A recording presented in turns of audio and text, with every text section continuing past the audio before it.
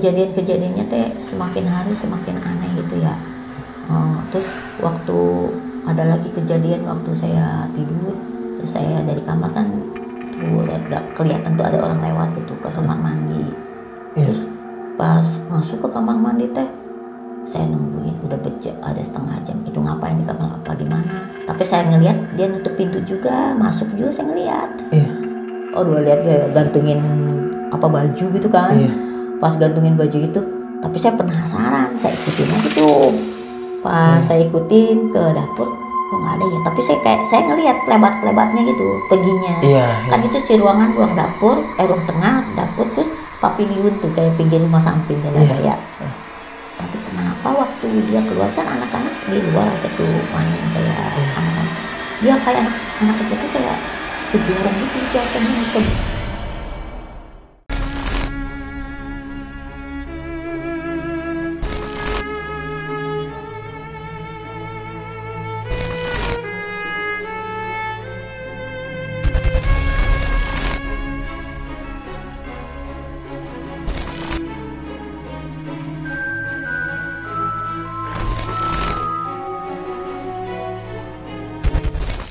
Assalamualaikum warahmatullahi wabarakatuh. Kembali lagi bareng gue Aris. Tapi sebelum gue lanjut ke videonya, gue mau ngucapin terima kasih banyak nih buat kalian semua yang udah support Dimensi Mistik sampai saat ini, yang udah subscribe, like, komen, dan share. Semoga kebaikan kalian semua pastinya dibalas berlipat ganda oleh Allah Subhanahu wa Ta'ala.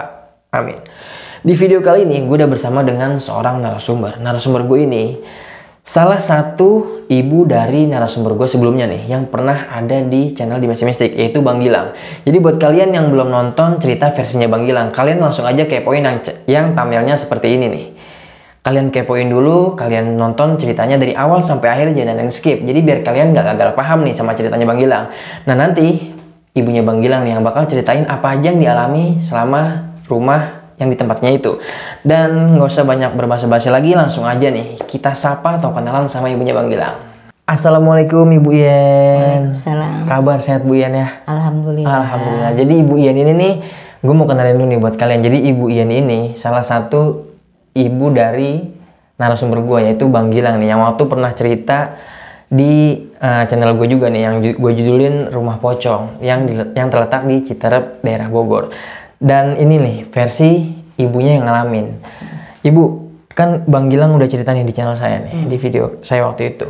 Bang Gilang banyak banget ngalamin kejadian horor, dan di situ ada peran ibu nih yang ngalamin. Kalau saya boleh tahu sedikit, ibu ngalamin kejadian apa nih, Bu? Yang saya alamin itu jadi penunggu gitu mungkin ya, menyerupai suami saya. Yang itu yang saya waktu dia datang, terus saya kejar-kejar ke dapur, ke pavilion, sampai ke disangka teh ke warung gitu, nggak tahunya teh dia muncul, baru datang, baru pulang gitu. Tapi kita bisa tahan nih Bu, biar penonton penasaran. Nah, sebelum gue lanjut ke ceritanya versi ibunya Bang Gilang, jadi kalian wajib banget nih nonton ceritanya ibunya Bang Gilang dari awal sampai akhir, jangan ada yang skip. Jadi biar kalian tuh nggak gagal paham. Dan sebelum gue lanjut juga nih ke videonya, lagi-lagi gue mengingetin buat kalian, kalau kalian punya pengalaman horor kisah nyata yang epic-epic seperti yang dialami oleh ibunya Bang Gilang ini, kalian menjadi narasumber langsung di Dimensi Mistik, kalian bisa langsung aja DM ke Instagram Dimensi Mistik atau mampir ke Instagram gua. Nanti linknya bakal gue cantumin di kolom deskripsi. Terus dukung channel Dimensi Mistik dengan cara subscribe, like, komen, dan share, biar gue makin semangat menghadirkan narasumber-narasumber yang punya pengalaman horor kisah nyata yang epic-epic seperti yang dialami sama narasumber-narasumber gue yang pernah ada di Dimensi Mistik. Ya udah, gue rasa cukup, nggak usah banyak berbahasa-basi lagi nih. Langsung aja kita petik ceritanya. Ya Ibu Iyen, bisa dimulai aja nih Bu ceritanya. Ya, waktu saya pindah ke Pasir Angin, saya kan asli Jakarta ya, pindah ke sini. Alhamdulillah saya dapat jodoh di sini, apa gimana gitu ya. Sampai saya kebangun rumah. Alhamdulillah kita sama saya udah punya rumah, dan di rumah itu alhamdulillah banyak kejadian-kejadian yang enggak yang di luar nalar. Nah itu.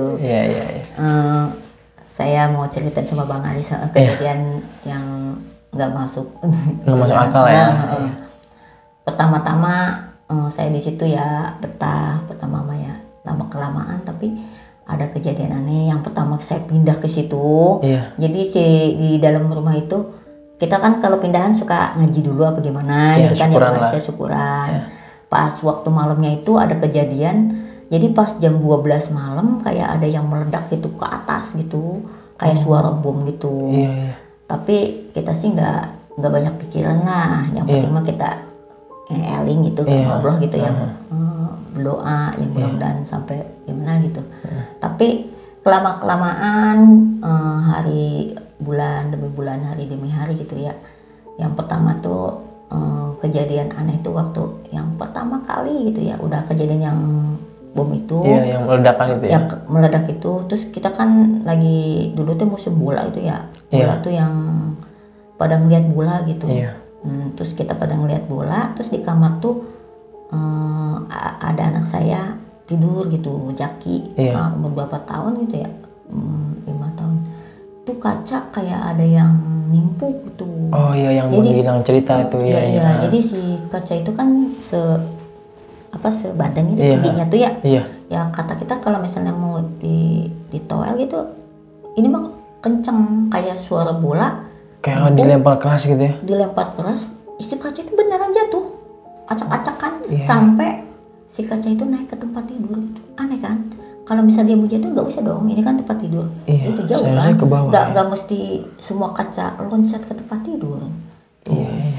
Terus udah mulai curiga nih apaan, tapi karena kita mah nggak mikirin yang aneh, perasaan kayak nggak ada musuh, nggak ada apa gitu ya, kita bersih aja gitu ya. Lama kelamaan terus ada lagi kejadian waktu saya lagi tidur gitu kan, tidur. Padahal kita teh udah mati lampu, baru tidur, tapi saya ngerasa kebangun gitu, karena aneh kok ada teman saya gitu di pinggir saya. Saya bilang gini, kamu ngapain di sini malam-malam? Ini kan dia malah ketawa-tawa kayak serem banget tuh, kayak pokoknya serem kayak kuntil anak gitu. Tapi saya bilang, kamu sono keluar gitu. Terus perasaan saya teh bangun, dia biasa ada emang posisinya kayak gitu kan tidur ya. Terus pas dinyalain, kok tangan saya nyalain nggak nyala itu lampunya. Malah tambah ketawa, serem kan. Ceweknya ini yang di samping ibu. Kalau bikin itu, terus dia tuh kayak sama kita tuh ngajak berantem gitu kan ya. Pas saya ingat sama Allah aja gitu ya, baca-bacaan gitu, baca ayat kursi gitu ya. Saya kebangun, Masya Allah itu tuh mimpi, astagfirullahaladzim. Mimpi tapi seakan-akan berasa nyata gitu. Saya di rumah itu seringnya kayak gitu, seringnya seperti yang kedua tuh, saya pernah tidur sama suami saya. Tapi saya tidur sama dia, tapi ada satu lagi kayak nyerupain dia, narik saya dengan jahatnya, dengan galaknya, kayak mau nyekek, mau ngebunuh gitu. Kan, tapi saya bangun gitu, saya takut banget gitu kan ya. Itu sering di situ, jadi setiap tidur nggak nyaman gitu. Kalau mau tidur berasa takut, kalau malam pokoknya kejadian-kejadiannya teh semakin hari semakin aneh gitu ya.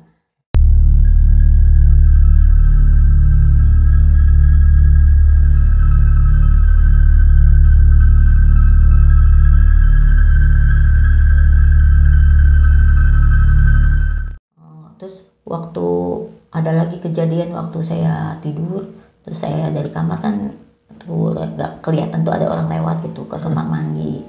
Terus pas masuk ke kamar mandi teh, saya nungguin udah ada setengah jam, itu ngapain di kamar apa gimana. Tapi saya ngelihat dia nutup pintu juga, masuk juga saya ngelihat. Kok lama banget gitu ya, masa itu kencing lama gitu ya apa gimana. Udah kelamaan tuh saya samperin, nggak taunya nggak ada orang, kosong nih, kosong, nggak ada adik saya. Atau adik saya mah dilihat ke kamarnya ada lagi tidur, padahal jelas-jelas Ibu Ian ini ngeliat ada orang tadi masuk ya. Makanya saya kencingnya sampai nungguin aja ya, kan kelihatan tuh setengah jam, lama banget ya, udah ada sejam masih nggak keluar juga. Terus saya sampahnya kamar, nggak tanya, emang kamarnya nutup, beneran nutupnya, nggak kan biasa kamarnya terbuka ya. Kalau nggak ada orang pasti terbuka dong, ini mah nutup biasa, pasti buka gini nggak ada orang. Tuh kayak gitu tuh kejadiannya. Semakin hari kok ini kejadian teh aneh gitu. Tapi bukan saya aja sih, bukan saya aja, kayak anak-anak juga. Kan di sini dulu ada adik saya, adik ipar, dia tuh kan sekolah di sini, katanya mau sekolah di sama teteh ya boleh lah gitu. Dia lagi lihat TV aja, dia tuh sampai lari kayak anak kecil lari. Apa sih, ikut tidur sama kakaknya ke kamar. kan saya kan baru ngelahirin tuh, dia ke Iya. kamar langsung kayak orang ketakutan, katanya ngedengar anak kecil ketawa-tawa tuh padahal malam. Oh, dia ngedengar suara anak kecil nih. Iya, iya, iya. Jadi kejadiannya bukan di saya aja gitu. Iya. Terus yang waktu ini lagi, saya kan pernah tuh kan suami saya kan pulangnya jarang ya dulu, tes seminggu sekali namanya di Bogor. Dia bilang, kan saya pernah marah nih nggak pulang, kalau datang nggak bakal buat tanya nih orang, kata gue malas banget gue nanya gitu ya.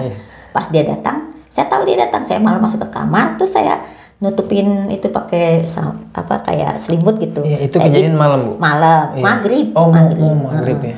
Dia datang, tumben gak asal kebodoh, gue juga lagi sebel sama dia gitu ya, gue tutup aja muka gue intip dikit gitu. Dua lihat dia gantungin baju gitu kan. Pas gantungin baju itu, tapi saya penasaran, saya ikutin lagi tuh. Pas saya ikutin ke dapur, kok nggak ada ya, tapi saya ngelihat kelebat-kelebatnya gitu perginya. Kan itu si ruang dapur, ruang tengah dapur, terus pavilion tuh kayak pinggir rumah samping kan ada ya. Tapi kenapa waktu dia keluar, kan anak-anak di luar ada tuh main kayak anak-anak tuh, dia kayak anak kecil tuh kayak kejorong gitu, jatuhnya ngusep gitu ke bawah. Tapi saya kirain biasa aja ya. Saya terus nanya sama anak saya, nggak lihat bapak gitu? Enggak, terus balik ke warung gitu ya. Saya cari lagi tuh ke warung tuh, kali dia beli rokok kali ya gitu. Terus saya ke warung, pas di warung saya lihat nggak ada gitu ya. Dilihat dia baru datang dari Bogor, baru pulang kerja. Yang tadi saya pikir itu siapa yang tadi saya kejar-kejar ya, kata gitu. Yang masuk ke kamar ya. Masuk ke kamar, keluar. Saya ngelihat gitu orangnya gitu. Sampai saya cari ke warung, ngatungnya dia baru nongol. Lah yang tadi gua kejar siapa ya gitu. Kayak gitu, sering kayak gitu.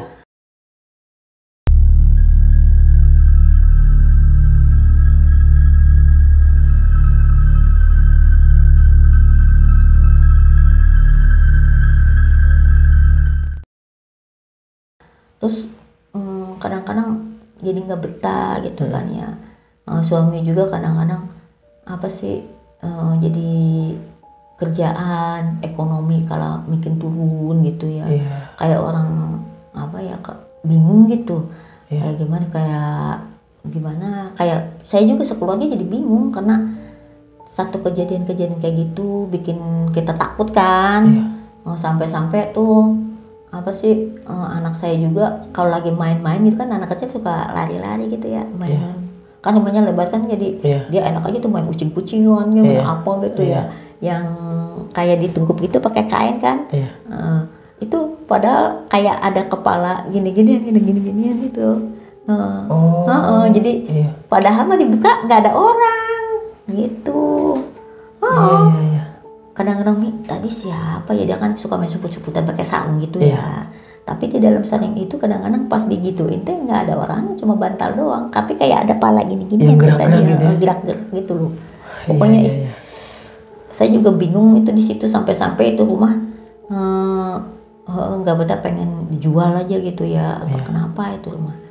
Kata gue teh, pokoknya serem itu. Padahal kan sayanya kadang-kadang nggak percaya ya sama kayak gituan, tapi dalam kenyataannya saya mengalami gitu, mengalami hal-hal yang kasat mata lah, kayak kipas angin gitu ya. Udah tahu kipas angin mati kan, muter dia tuh sendiri kadang-kadang. Kipas angin kan ditaruh di atas itu, di atas, kalau udah rusak kan nggak dipakai, nggak mungkin lah di atas lemari gitu kan, ada colokannya ya. Tuh muter sendiri, kamu kaget gitu. Muter sendiri? Iya, muter sampai kadang-kadang itu kok makhluk halus itu ada ya gitu ya. Kan dulu teh saya bukan tinggal di kampung kan, di kota kan.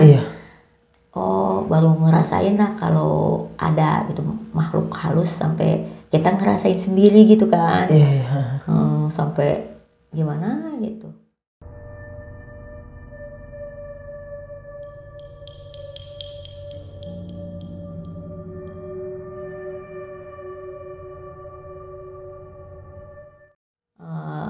Kalau untuk suami juga pernah gitu, dia juga ngalamin yang kayak gitu kayak saya gitu.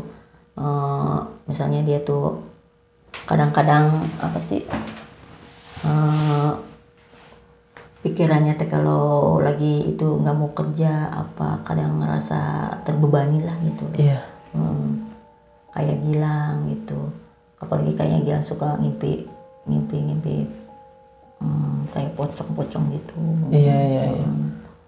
Dia juga nih kok katanya rumah teh nggak enak katanya, nggak tahu katanya ente gimana itu teh. Jadi si rumah teh kata orang sih katanya gitu ada tau nggak kayak batu bangkong gitu. Iya. Kalau kayak gitu katanya rumah jin apa gimana gitu. Oh, di rumah yang ibu tempatin itu saat itu. Katanya. Iya. Kalau rumah-rumah kayak gitu tuh suka ada apa sih? Penghuninya gitu. Katanya Iya. batu kayak gitu. Jadi suka mistik gitulah. Apalagi teman saya kan punya indra keenam gitu ya. Dia kalau main ke rumah saya gitu katanya di samping rumah saya itu suka banyak yang jalan gitu. Kayak ngabling gitu. Orang-orang katanya mah ini mah jalan makhluk halus gitu. Kata saya, kalau saya sih pribadi nggak pernah ngelihat gitu ya. Kalau dia mah bisa ngelihat gitu. Makanya katanya di sini harus banyak ngaji apa gitu. Ya kan anak-anak muda juga dulu kan suka di yang L itu kan suka dipakai anak muda juga nginep. Katanya kok di sini teh rumah teh kayak gimana gitu, kayak kadang-kadang kan mimpi tapi nyata kayak ada asap cina gitu. Kata yang pernah lihat temennya Mangono, jadi dari kaca gitu kayak ada asap gitu ngelihat nggak tahu makhluk apa nggak tahu lah. Kalau saya sih nggak pernah ngelihat, cuma yang saya alami kayak mimpi ditarik-tarik gitu. Kadang kalau lagi masak ada di kuping ada suara kayak suara apa sih orang muak gitu. Lagi masak nih? Iya, kalau lagi masak kayak di sini teh kan itu bikin kita stres ya. Kaget lah, iya. Jadi apa sih kayak ngeganggu gitu loh, ngeganggu supaya kita nggak betah apa gimana.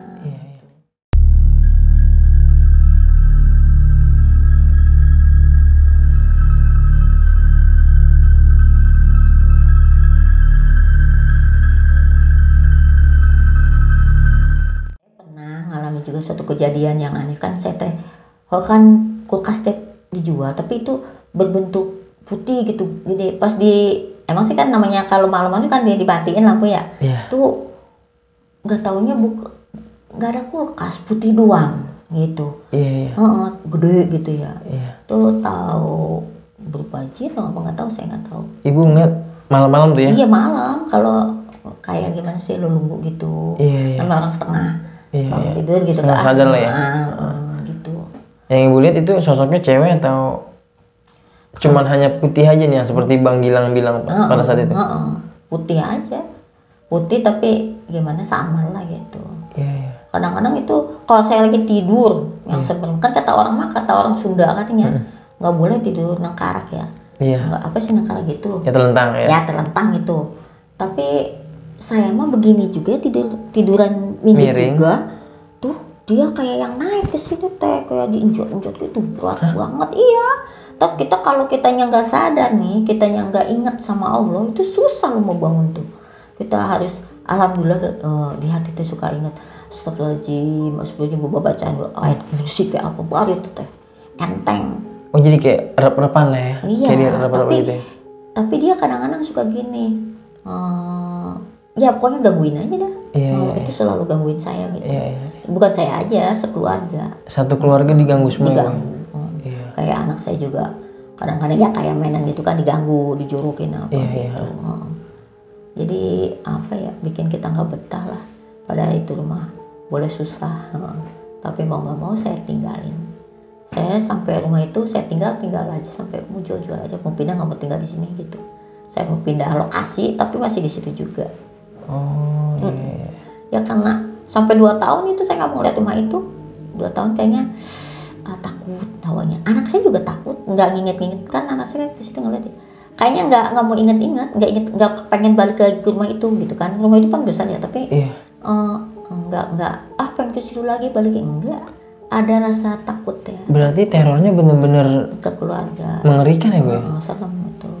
Iya. Alhamdulillah juga masih sehat lah, nggak dikasih gila gitu kan. Iya Saking sih. kita ketakutan gini ya. Iya. Takut banget. Takutnya mah kayak kalau siang mah nggak apa-apa, kadang malam gitu. Iya. Udah mulai kadang-kadang saya sakit nih, sakitnya nggak apa ya, kayak orang mau meninggal gitu apa. Iya. Jadi toto dingin aja dari bawah sini, dingin naik ke atas. Terus kalau dibaca-bacain, ntar baru sembuh lagi kayak gitu. Oh, normal lagi gitu ya. Iya, di situ teh apa sih, sakit juga. Jadi kadang-kadang kita teh bingung, udahlah kita pindah aja lah gitu. Kalau rumahnya nggak bikin nyaman ya mending kita tinggal aja gitu. Iya.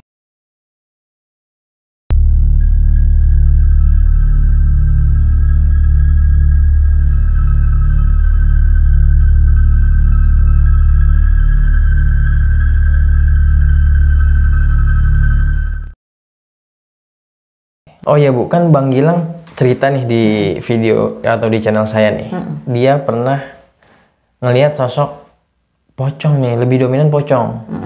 Ketika dia mau masak mie malam-malam, dia ngeliat di dapur tuh ada pocong. Ibu sendiri ngeliat sosok pocong ini nggak sih Bu? Kalau ibu terus terang kalau soal pocong tuh belum pernah. Oh, Kalau ibu sendiri nggak ngeliat pribadi. sosok pocong ini ya? Cuma kalau ibu kejadiannya cuma kasat mata gitu. Kasat mata tuh kita cuma ngedengar, langsung ngelihat kayak yang saya ceritain tadi. Ibu ngeliat suami ibu ya? Suami ibu. Jadi si makhluk tuh dia pasti nyerupain suami saya. Iya, gitu. itu sering Bu atau? Sering kalau menyerupain suami saya kayak lagi tidur itu keganggu banget kalau tidur. Pasti mimpinya sama dia, mimpi kalau berantem sama dia. Tapi aslinya kan suami saya nggak galak nih, baik. Nah, itu mah galak banget sampai takut gitu, kita teh kayak pengen ngebunuh, pengen gitu kan, takut dong kalau kayak gitu. Sedangkan aslinya kan nggak sejahat itu, Iya, itu kan aslinya cuma baik-baik aja.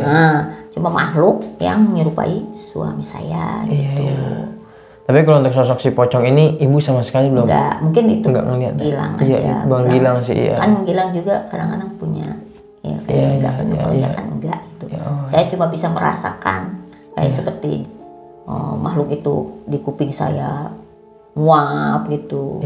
Atau dia cuma ngeliatin kipas angin muter kan. Kan kalau kipas angin gak ada colokan muter kan aneh juga menurutnya. Iya, di luar nama. Ya, iya. Iya, siapa yang nyalain nih gitu ya. Siapa yang nyalain gitu. Iya. Tapi kalau untuk sosok si nenek-nenek nih yang Bang Gilang cerita di video saya, katanya ada nenek-nenek di atas genting nih. Anak-anak udah ngeliat nih. Iya. Itu satu keluarga pernah nggak sih ngeliat sosok si nenek-nenek ini?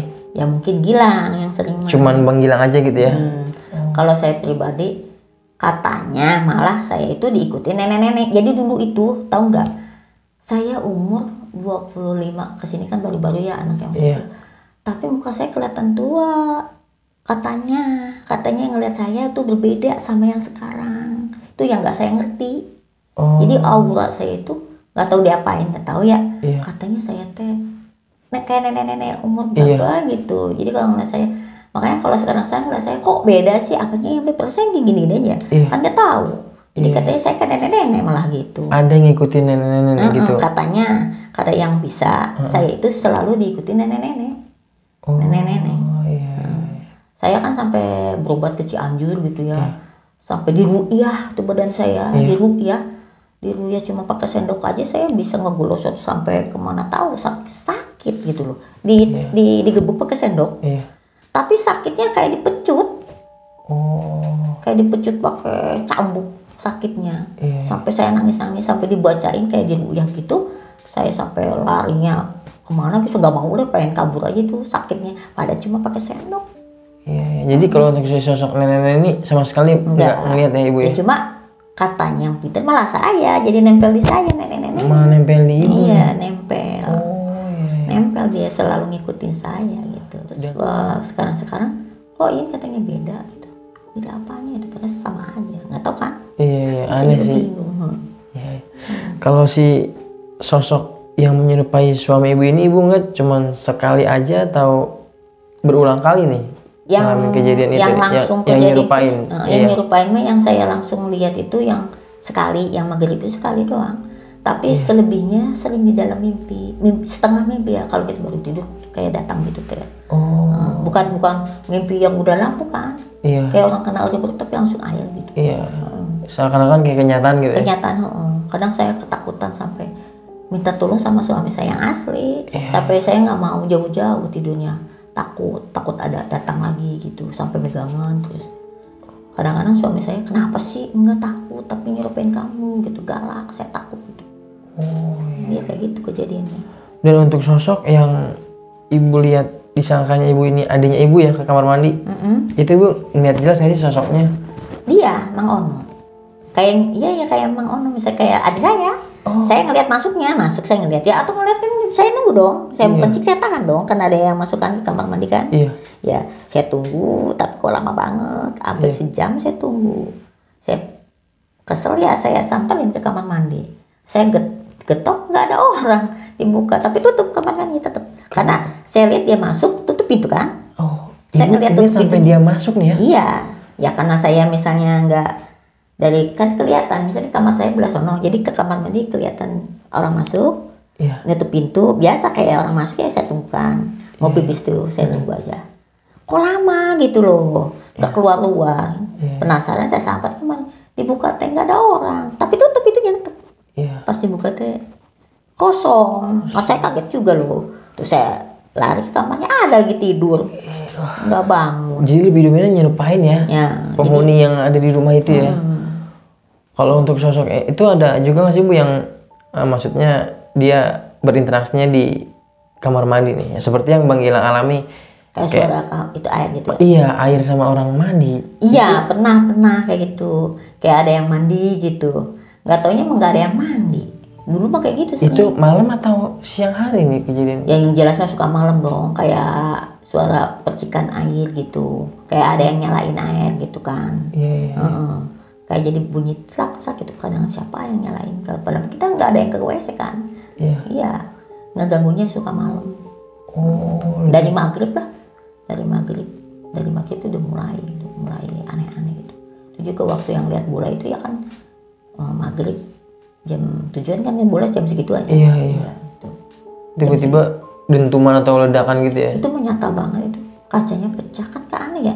Kalau misalnya kaca cuma mau jatuh sendiri, nggak usah loh melompat ke tempat tidur, itu kan jaraknya jauh. Jaraknya ada semeter lah. Ini misalnya lemari nih kayak gini, di sini tempat tidur, masa kosongnya bisa loncat ke sini, kacanya ke sini. Harusnya jatuh ke bawah aja.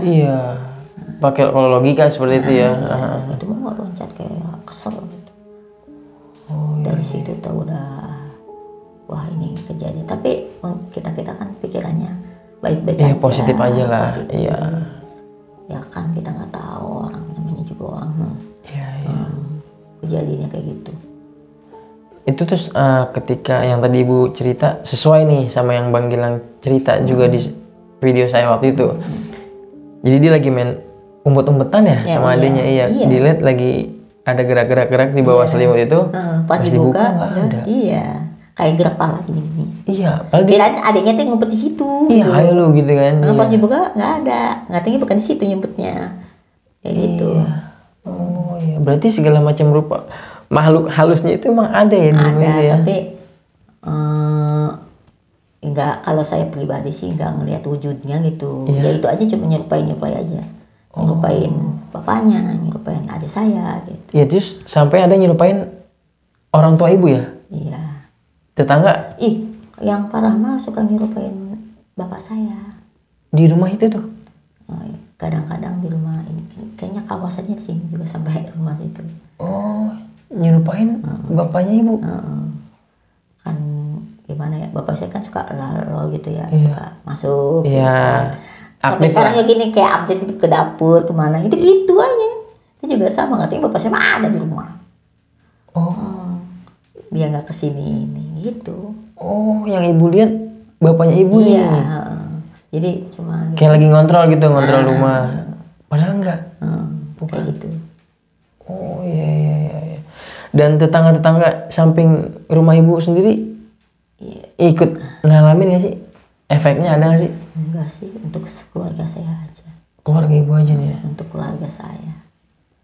khusus buat saya aja keluarga saya. Makanya saya cuma berapa tahun atau di rumah itu teh 2003, 4, 5, 6, 7 kayaknya 8 tahun. 2013 ya? Enggak, 2003. Oh 2003. Yang berdiri itu dia sampai cuma nggak nyampe 10 tahun dari situ tinggal.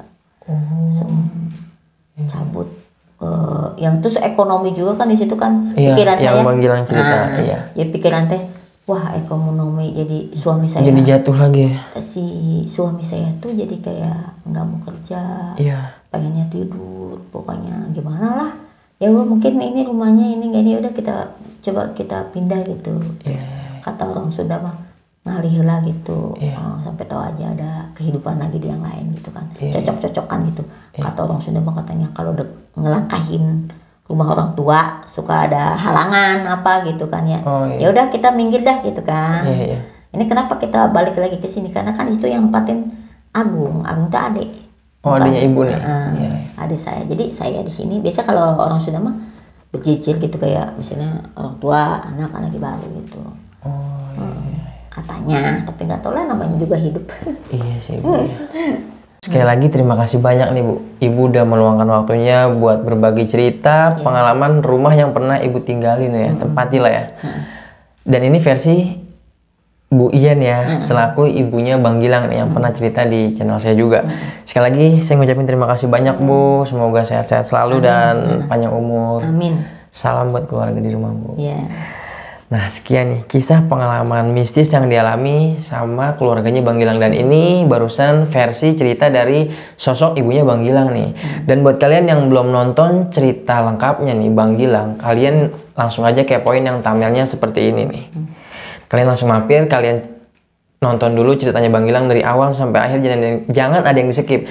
Jadi nanti kalian tuh nggak akan salah paham nih, maksudnya nggak gagal paham, baru dengerin cerita versi ibunya Bang Gilang. Dan lagi-lagi sebelum gue akhiri video ini, gue mau ngingetin buat kalian kalau kalian punya pengalaman horor kisah nyata dimanapun, kalian mau jadi narasumber langsung di Dimensi Mistik seperti ibunya Bang Gilang nih, ngobrol bareng gue di sini, kalian langsung aja DM ke Instagram Dimensi Mistik atau langsung aja mampir ke Instagram gue, nanti semua linknya bakal gue cantumin di kolom deskripsi.